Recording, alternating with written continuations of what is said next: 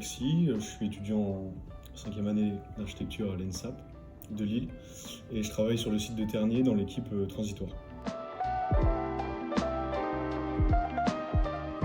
Je dirais déjà être confronté à cette interdisciplinarité déjà dès notre stade d'études, avant même de rentrer dans le monde professionnel, d'être déjà au courant du fait que finalement chacune des parties ne sait pas vraiment ce que c'est faire l'autre, et les limites de chacune des compétences de chacun, et justement de pouvoir comprendre et de savoir finalement quelles peuvent être les personnes un peu clés de voûte qui peuvent venir lier en fait toutes ces compétences qui manquent un peu en fait dans le schéma actuel, puisque il y a plein de compétences, il y a des ingénieurs, des architectes, mais finalement voilà, peut-être que des BTS, conducteurs de travaux ou des choses comme ça, peut-être qui peuvent venir apporter un côté hyper technique et concret aux choses, ça peut venir lier les choses et améliorer le processus de travail et peut-être d'entente entre les équipes, puisque voilà, ce serait bien mieux lié.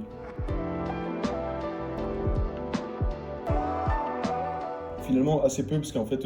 j'avais eu l'occasion de faire quelques stages assez longs, d'environ 1 an, et j'avais déjà pu comprendre en fait qu'il y avait même des archis qui sont diplômés depuis une dizaine d'années, en fait sont encore confrontés à ça et ils se heurtent encore avec des bureaux d'études qui savent pas faire ce qu'ils attendent, et que finalement chacun se retrouve à faire un peu le travail de l'autre parce que justement il n'y a peut-être pas assez d'intermédiaires, ou du moins il n'y a pas assez de connaissances sur les connaissances des autres.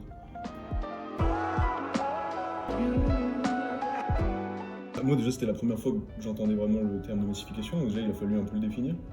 Et c'était intéressant puisqu'en fait chaque groupe finalement donnait sa propre définition par des formulations de problématiques. Et nous, le groupe transitoire, on est plus passé par le processus d'interview en fait, qu'on a mené dès le début. En fait, ça nous a tourné directement vers l'usage. Et donc tout le processus s'est fait dans le sens où on essayait de tourner la technique au service de l'usage. Et après de changer en fait tout un discours autour de la modularité, la flexibilité du bâtiment, puisqu'on s'adresse quand même non pas des propriétaires mais à des bailleurs sociaux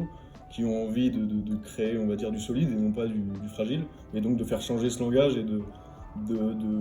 que finalement ce qui est modulable et transitoire soit pas synonyme de fragilité mais d'une certaine robustesse et de volume plein qui se bouge et qui s'anime, et qu'on peut garder en fait pendant 30-40 ans avec des usages différents. On se focalise trop sur les performances techniques en se détachant trop de l'usage, et en fait on se heurte à des limites, et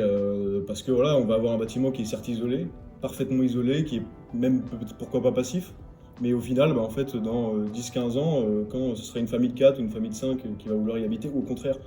une personne âgée, et on pourra pas. Donc est-ce que c'est une super réponse? Moi je crois que oui.